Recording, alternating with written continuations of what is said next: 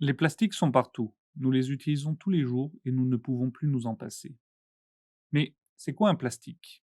Initialement, plastique est un adjectif et on parle ici d'un matériau ayant un comportement plastique, une déformation plastique. C'est-à-dire qu'il peut être déformé de façon irréversible sans casser. Cela veut dire que l'on peut le mettre en forme, le modeler. Ainsi, l'argile est un matériau plastique, l'acier est un matériau plastique, le verre est un matériau plastique. Mais en général, quand on pense à des plastiques, on pense plutôt à ça. Ici, ce sont en effet des matériaux plastiques. Ils ont la particularité d'être constitués de polymères, mais pas seulement. Ils contiennent très souvent des additifs pour en améliorer les propriétés. On va ainsi retrouver des colorants pour leur donner la couleur que l'on veut, des stabilisants pour éviter leur dégradation dans le temps due à la chaleur ou au rayonnement UV, des plastifiants, des charges minérales et plein d'autres choses pour que le matériau ait les meilleures propriétés pour l'application finale. Les matériaux polymères sont principalement des matériaux plastiques. Il y a deux autres classes importantes de matériaux polymères à considérer. Les élastomères, qui sont aussi des matériaux polymères déformables, mais dont la déformation est réversible, et les fibres, qui sont non déformables, qui ne fondent pas et se décomposent sous l'action de la chaleur. On peut aussi distinguer deux types de matériaux polymères plastiques, les polymères thermoplastiques et les polymères thermodurcissables, que l'on appelle aussi thermodurs. Dans le cas des thermoplastiques, le caractère modelable est une propriété intrinsèque du polymère. En chauffant au-delà d'une certaine température, le matériau se ramollit, on peut le déformer, le mettre en forme, puis en refroidissant, il redevient solide. Pour un thermodur, le caractère modelable n'est plus présent dans le matériau fini. Celui-ci est également infusible. Le polymère est obtenu lors de sa mise en forme. Cela lui confère une extrême stabilité mécanique, thermique et chimique, mais cela le rend extrêmement difficile à recycler. Tous ces matériaux polymères, plastiques, élastomères et fibres sont constitués de polymères. Mais c'est quoi un polymère? Un polymère est constitué d'un ensemble de macromolécules qui sont de très grosses molécules. Ces macromolécules ont la particularité d'être constituées d'un, deux ou trois motifs qui se répètent, que l'on appelle unités monomères. On parle alors d'homopolymères ou de copolymères. Ainsi, le polyéthylène est un enchaînement de motifs CH2. L'ADN est une macromolécule constituée de quatre motifs de répétition, l'adénine, la cytosine, la guanine et la thymine.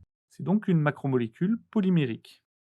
Nos cheveux, nos ongles sont constitués de kératine, une des nombreuses protéines produites par le vivant, qui est une macromolécule constituée d'un enchaînement des 21 acides aminés.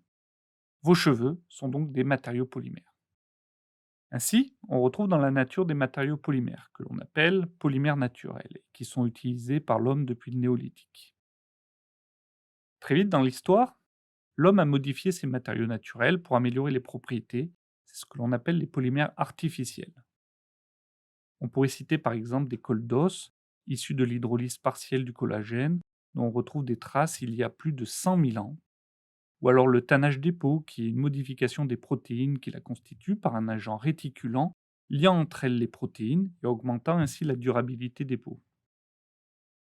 Plus récemment, à partir de 1850, la cellulose issue du bois a été modifiée pour avoir accès à de nombreuses applications.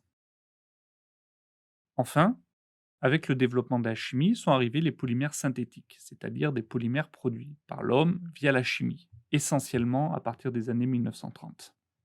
Ici, les polymères sont synthétisés par une réaction dite de polymérisation à partir d'une ou plusieurs briques de base, appelées monomères, que l'on retrouve dans la structure finale du polymère. Encore une fois, historiquement, les premiers polymères synthétiques sont produits bien avant cette période. Par exemple, les peintures à huile de la Renaissance sont des thermodurcissables obtenus à partir d'huile de lin. Le premier polymère synthétique commercial est certainement le noir d'adenine, un pigment commercialisé dès 1860 et obtenu par polymérisation de l'alanine. Comme matériau plastique synthétique, on cite aussi généralement la bakélite, découvert en 1907 et commercialisé en 1909, qui est un thermodure obtenu par la réaction entre le phénol et le formol.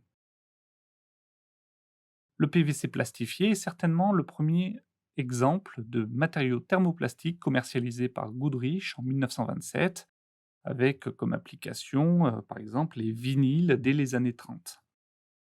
Si on regarde d'autres classes de matériaux polymères, le premier élastomère synthétique est le néoprène, découvert en 1930, qui présente l'avantage énorme par rapport au caoutchouc naturel d'être compatible avec les huiles et l'essence. Enfin, les premières fibres synthétiques sont des polyamides commercialisés dès 1940 et beaucoup plus résistantes que leurs équivalents naturels ou artificiels. Depuis, les matériaux polymères ont envahi le marché. Aujourd'hui, on estime la production globale de polymères à 500 millions de tonnes par an, soit 15 tonnes par seconde, un semi-remorque chaque seconde. En volume, cela représente 2 fois plus que l'acier, mais 6 fois moins que le ciment. Si les plastiques sont omniprésents, c'est qu'ils ont des propriétés inégalables. Ils peuvent être à la fois légers, transparents et résistants au choc, ou bien élastiques, collants, imperméables. Bref, on peut tout faire avec des matériaux polymères et nous ne sommes pas prêts de nous en passer.